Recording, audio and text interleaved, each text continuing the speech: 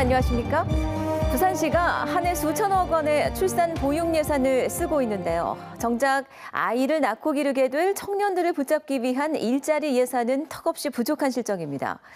인구 감소를 막기 위한 접근법이 근본적으로 잘못됐다는 지적인데요. 부산 청년 유출 기획보도, 오늘은 마지막 순서로 부산시의 청년 인구 정책과 예산 문제를 짚어보겠습니다. 민성빈 기자입니다. 부산시가 내년도 부산시 예산안을 발표했습니다. 12조 5,910억 원. 인구 감소를 막기 위해 출산 보육 대책에 7천억 원을 배정했습니다. 출산 축하금이나 아동수당, 영유아 보육료, 누리과정 등의 공보육 수당 예산을 촘촘히 편성을 했습니다. 충분히 필요한 예산이긴 하지만 일자리 예산과 비교하면 얘기가 달라집니다. 내년도 일자리 확충 관련 예산은 1,762억 원.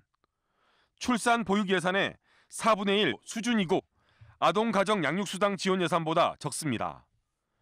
좋은 일자리가 있어야 청년이 유입되고 결혼과 출산이 증가하는 선순환이 시작되지만 부산시 예산 씀씀이는 핵심과 빗나가 있습니다. 출산율을 제고하는 데 있어서 지금까지 해온 정책들이라는 것이요, 굉장히 지엽적인 것들이었어요. 뭐 돈 얼마 줄 테니까 애 낳아라. 그것보다는 근본적으로 청년들이 만족하고 자신들의 삶을 믿고 전개할 수 있는 일자리와 그런 환경과 매출의 기준 전국 100대 기업은 부산에 단 한 곳, 1,000대 기업도 34곳에 불과합니다. 청년들이 선호하는 대기업 유치가 절실하지만 부산시 관련 예산은 이미 유치가 확정된 기업에 지원할 476억 원뿐입니다. 공공기관을 중심으로 민간기관까지 수도권에서 또는 다른 지방에서 부산으로 오게 해서 이 공공기관 중심의 생태계를 잘 만들면 부산은 앞으로 미래가 밝을 수 있다. 올 들어 부산시에 청년 유출을 막기 위한 청년희망정책과가 신설됐습니다. 그런데 일자리 정보망 운영이나 일자리 종합센터 운영 등 뻔한 대책만 나열하고 지원 목적마저 불분명한 대학 지원 사업 같은 무늬만 청년 일자리 대책에 그치고 있습니다.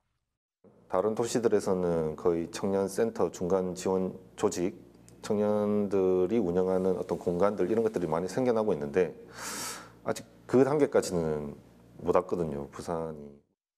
해마다 수천억 원의 출산 보육 예산을 쓰고도 올해 부산 지역 출산율은 0.78명, 전국 최하위 수준입니다. 그 사이 한 해 7만여 명의 20, 30대 청년들이 일자리를 찾아 부산을 떠나고 있습니다. 오늘도 많은 청년들이 부산을 떠나면서 도시는 계속 활력을 잃어가고 있습니다. 청년들이 부산으로 유입될 수 있도록 유도하는 제대로 된 정책 마련이 시급한 이유입니다. MBC 뉴스 민성빈입니다. 네, 이 같은 청년 유출과 인구 감소 속에 도심 속에서 문을 닫는 학교, 이 폐교가 갈수록 늘어나고 있습니다. 물론 낡은 학교 건물이 학생들과 인근 주민을 위한 새로운 공간으로 탈바꿈하는 성공 사례도 있는데요.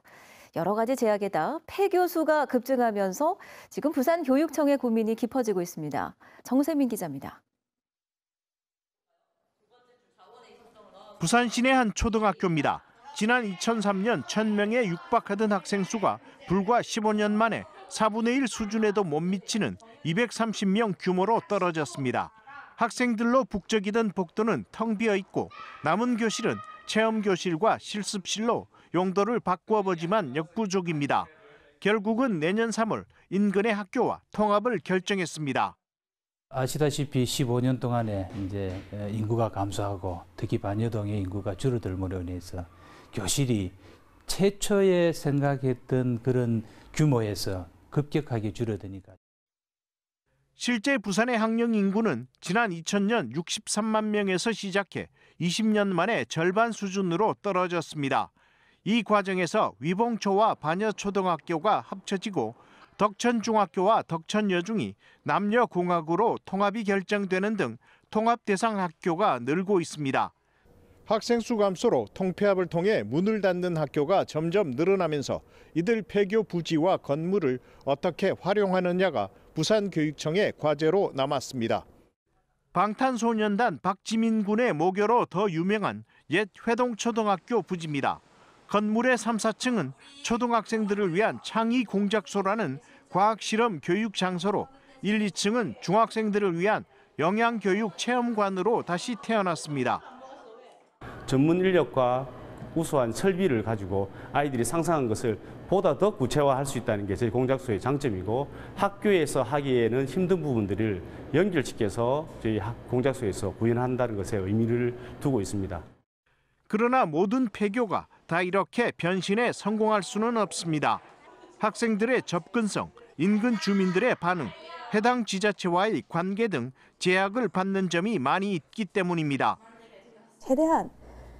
최대한 교육시설로 활용하는 방안을 모색을 해보고, 그래도 지금 방안이 안 나올 때에는 최종적으로 매각을 하든지 그런 방안을 모색을 할 예정입니다. 문제는 이 같은 폐교 대상이 향후 5년간 약 30개 학교 규모로 늘어날 것으로 예상된다는 점입니다. 불과 10여 년 전 교실이 부족해 허덕이던 교육 현장이 이제는 폐교 처리라는 새로운 사회적 고민거리를 안게 됐습니다. MBC 뉴스 정세민입니다. 말벌은 치명적인 독을 가지고 있어서 식용으로 제조하거나 판매할 수가 없도록 되어 있습니다. 자, 그런데 이 말벌을 꿀에 절인 말벌 꿀을 만들어 시중에 유통한 양봉업자들과 채취꾼이 보건당국에 적발됐습니다. 현지호 기자입니다. 경북 영천의 한 양봉장. 철조망 안을 집게로 헤집어 엄지손가락 크기의 샛노란 말벌을 꺼냅니다. 이 포획기의 주인은 73살 A씨. A씨는 말벌로 인한 꿀벌 피해가 계속되자 말벌을 포획하기 시작했습니다. 이렇게 잡은 말벌이 돈이 될 수 있다는 생각에 말벌을 꿀에 절여 시중에 유통했습니다. 또 다른 양봉업자 B씨는 한약재로 사용하는 말벌즙을 채취하면서 부수적으로 얻은 말벌로 꿀을 만들어 왔습니다. 꿀에 담근 말벌을 1년 정도 숙성한 뒤 인터넷 홈페이지와 카페 등을 통해 팔아치웠습니다. 말벌을 꿀에 절인 일명 말벌꿀입니다. 2.4kg짜리 병 하나당 보통 25만 원 안팎에 거래됐습니다. 포획된 말벌을 꿀이 조금 들어있는 통에 넣습니다. 그러면 벌이 살아있는 동안 독을 쏘게 되고 일정 양이 모이게 되면 꿀을 채워서 숙성하게 됩니다. 말벌로 담금주를 만들어 팔다 적발된 경우는 있지만 꿀을 만들어 판매하다 걸린 건 이번이 처음입니다. 말벌은 독성이 강한 탓에 식품위생법상 식용으로 사용할 수 없고 판매 유통 또한 금지돼 있습니다. 말벌의 독은 사람에게 알레르기 반응을 일으켜 기도를 막히게 하는 등 자칫하면 생명까지 위협할 수 있습니다. 부산식약청은 양봉업자와 채취꾼 등 5명을 식품위생법 위반 혐의로 입건하고 판매를 위해 보관 중이던 말벌꿀 74병, 시가 1,800만 원 상당을 압류했습니다. MBC 뉴스 현지호입니다. 공공기관의 중요 회의라면 기록이 남아있는 게 상식입니다. 아니, 규정상 그렇습니다. 근데 부산항만공사가 부두운영사 선정 기준을 마련하기 위한 회의를 여러 차례 열었는데요. 기록이 하나도 없습니다. 원래 그래왔다는 게 이유입니다. 임선은 기자가 보도합니다. 부산 신항 서쪽 컨테이너 부두는 뛰어난 위치 조건 등을 갖추고 있어 신항에서도 가장 좋은 부두로 평가받습니다. 한마디로 돈이 되는 부두란 얘기입니다. 이 부두의 운영권을 누가 가져가게 될진 국내외 해운 항만업계 최대의 관심사. 부산항만공사가 서컨테이너 부두 운영사 선정 기준과 절차에 대한 설명회를 개최했습니다. 평가 결과에 대해서는 공개하지 않으며 기제출된 수료는 일체 반환하지 않을 예정입니다. 운영사를 결정하게 될 평가 배점표입니다. 총 점수는 100점, 화물 창출 능력 45점, 부두 운영 관리 역량 25점, 업체 신뢰도와 참여 운영 형태, 임대료가 각각 10점씩입니다. 가점 10점이 있는데 이건 특정 회사, 그러니까 북항 통합 운영사에게만 주어집니다. 이 배점표를 포함한 운영사 선정 기준을 마련하기 위해 부산항만공사는 지난 8월부터 7차례 공식 회의를 가졌습니다. 그런데 이 회의와 관련한 자료 단 하나도 남아있지 않습니다. 예를 들어서 가점을 왜 10점이나 주기로 정한 건지, 회의에서 어떤 의견과 주장이 오갔는지 공식적으로는 전혀 확인할 방법이 없는 겁니다. 공공기록물 관리에 관한 법률입니다. 업무의 시작부터 끝까지 모든 과정과 결과를 기록물로 만들도록 하고 있습니다. 그 시행령에선 업무 수행 과정에서의 검토 사항까지도 남기도록 규정합니다. 부산항만공사 내부 지침에도 업무 과정의 검토 사항 등을 보존, 관리토록 하고 있습니다. 법과 규정을 어긴 사실에 대해 부산항만공사는 통상적인 절차에 맞춰 업무를 진행했고 평가 배점표를 포함한 운영사 선정 기준은 객관적으로 마련됐다는 입장입니다. MBC 뉴스 임선응입니다. 부산시는 버스 도착 시간을 안내하는 버스 정보 안내기의 표출 방식을 기존의 버스 번호가 낮은 순에서 도착 순서대로 표시하도록 개선합니다. 이는 버스 승객들의 이용 불편을 줄이기 위한 것으로 현재 부산 시내에는 버스 정보 안내기 1,163곳이 설치되어 있습니다. 부산시는 잠시 후 도착 표출이 불가능한 구형 버스 정보 안내기를 제외한 487곳을 대상으로 즉시 전면 개선에 착수할 예정입니다. 부두 기능을 상실한 우암부두에 들어서는 우암부두 해양산업 클러스터 공사가 오늘 시작됐습니다. 우암부두 해양산업 클러스터에는 277억 원을 들여 전체 17만 8천 제곱미터 부지에 도로와 공원, 주차장, 상하수도 등의 기반 시설이 설치됩니다. 이를 통해 핵심 산업인 해양 레저 기기와 장비 제조, 선박 해양 플랜트 부품 제조업 등을 유치해 해양 산업의 새로운 중심지로 탈바꿈시킨다는 계획입니다. 부산 사회복지협의회가 주최하는 2019 부산 사회복지 자원봉사 대회가 사회복지 분야 관계자 150여 명이 참석한 가운데 오늘 영도구에서 열렸습니다.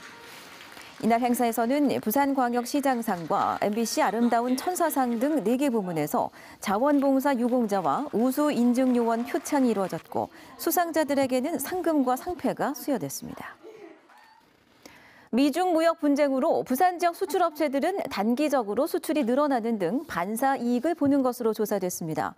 부산상공회의소는 경성대 산업개발연구소와 공동으로 미중 무역 분쟁이 부산 제조업 수출에 미치는 영향을 분석한 연구 보고서에 따르면 3차례에 걸친 미국의 중국 무역 제재 기간 부산의 미국 수출 상위 20개 품목의 수출 실적은 자동차를 제외한 19개 품목에서 큰 폭의 증가세를 보였습니다. 이는 미국 시장에서 중국산 수입이 줄면서 부산의 대미 수출 품목이 상대적으로 가격 경쟁력을 회복하는 효과를 거뒀기 때문으로 풀이되고 있습니다.